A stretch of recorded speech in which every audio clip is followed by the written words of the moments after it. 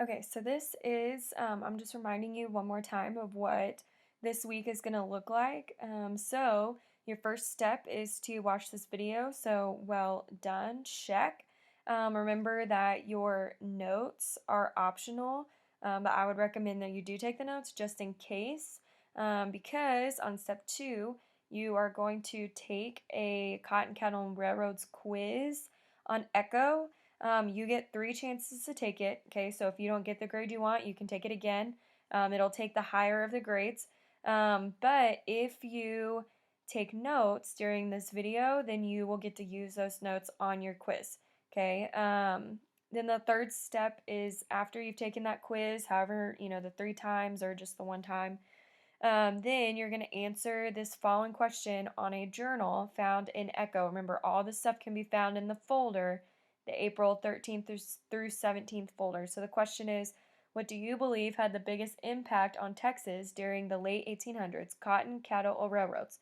Why do you think this? You're going to explain this in 4 to 5 complete sentences. Yes, complete sentences. Yes, 4 to 5.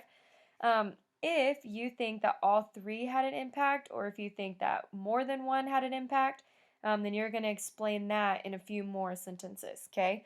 Remember, I just said this, but everything you need can be found in the folder at the bottom of my Echo page in the April 13th through 17th folder at the bottom. Okay, if you need to, you can email me, text me through Remind. If you have questions, let me know, okay? So we are moving on. We're talking about cotton, cattle, and railroads. Again, you can print the notes template that I put on the week at a glance, or you can take your own notes. The template is just a box, and I put cotton, cattle, railroads all in a box for you, but you can take your own notes. Remember, you don't have to. They are not a grade, but if you take the notes, then you get to use them on the quiz.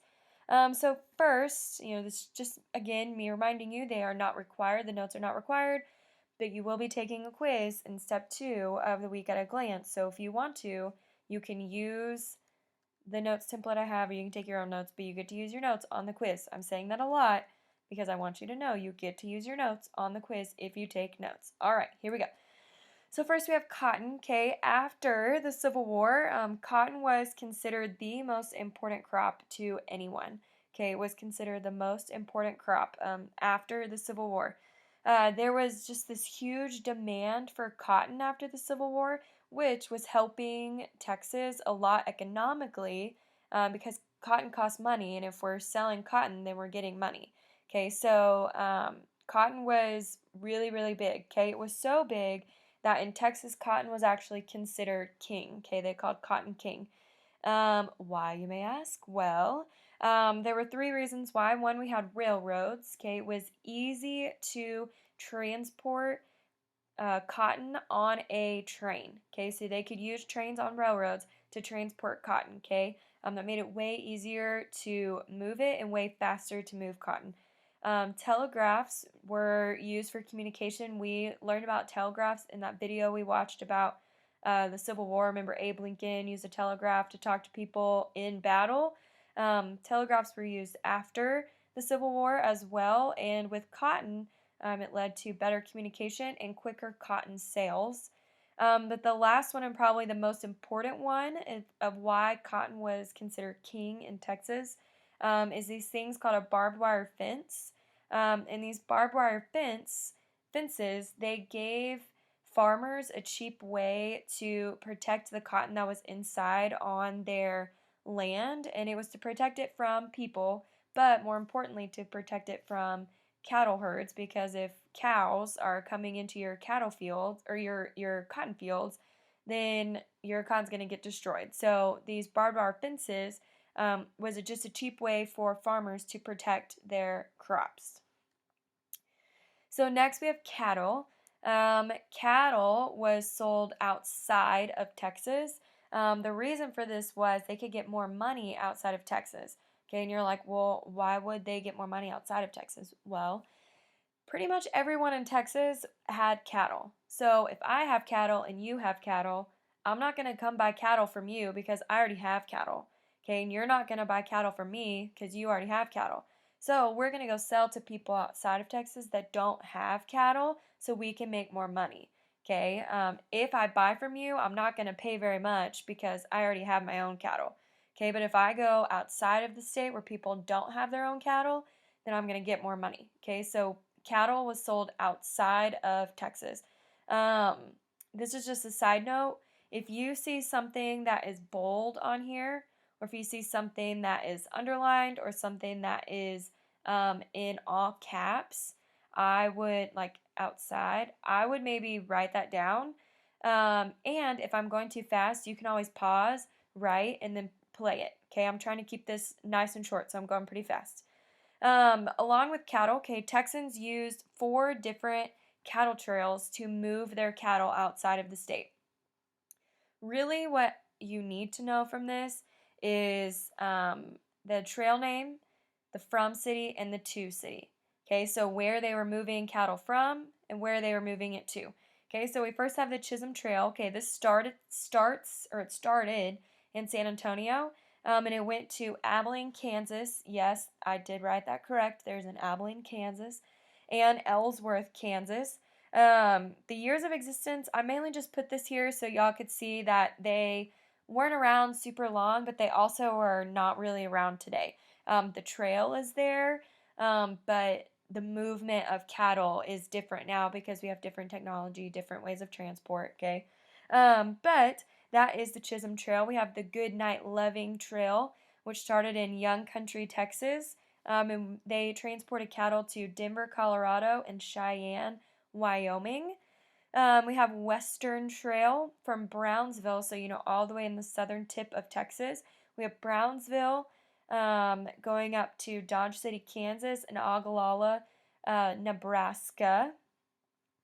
And then the Shawnee Trail started in Waco and kind of moved to Austin, so out of Waco and Austin, to Sedalia, Missouri, and Kansas City, Missouri.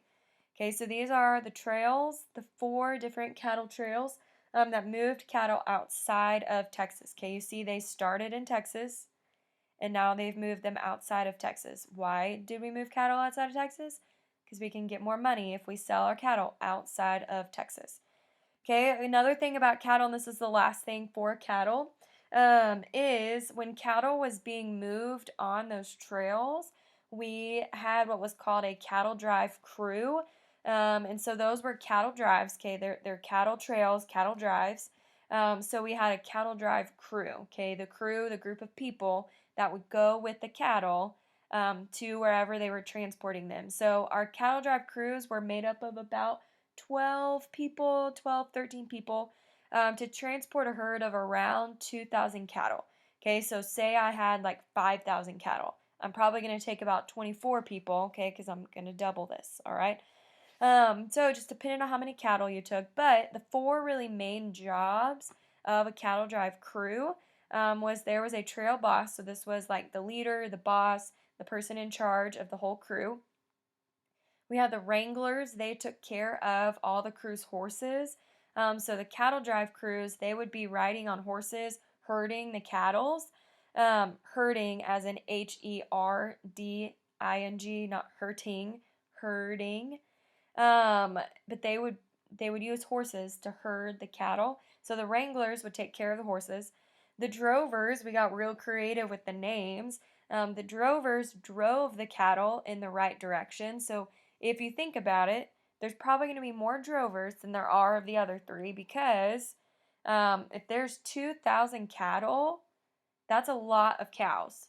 And if there's only 12 people, there's got to be a lot of people to herd, H-E-R-D, herd the cattle in the right direction, okay? So the drovers, they drove the cattle in the right direction, and then the cook, they just had to feed the entire crew that was going on this excursion to sell cattle in a different state. The last thing we have is railroads. Railroads, if you know anything about railroads, they are trains on a track that move really fast. Okay, so railroads made shipping goods a lot easier and a lot faster. So we kind of said this with cotton. We'll see eventually that cattle is going to be transported on railroads. For now, it's not, but eventually it will be.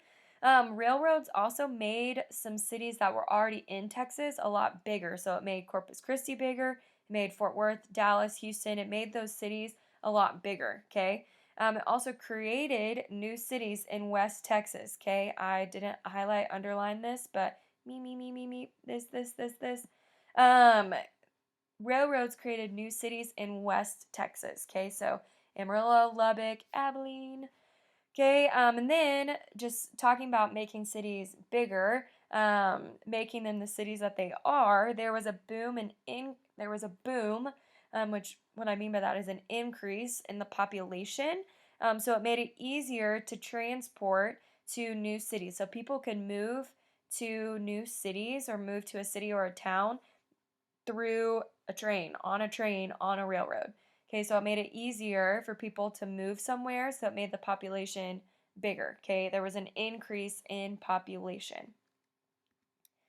Okay, so now that you finished with this part, okay, it was super easy, super fast. I took a lot of information from this year and moved it and made it pretty condensed, and I took the things that you really need to know.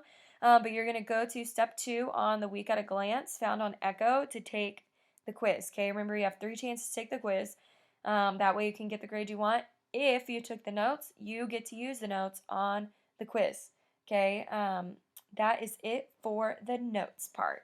Great.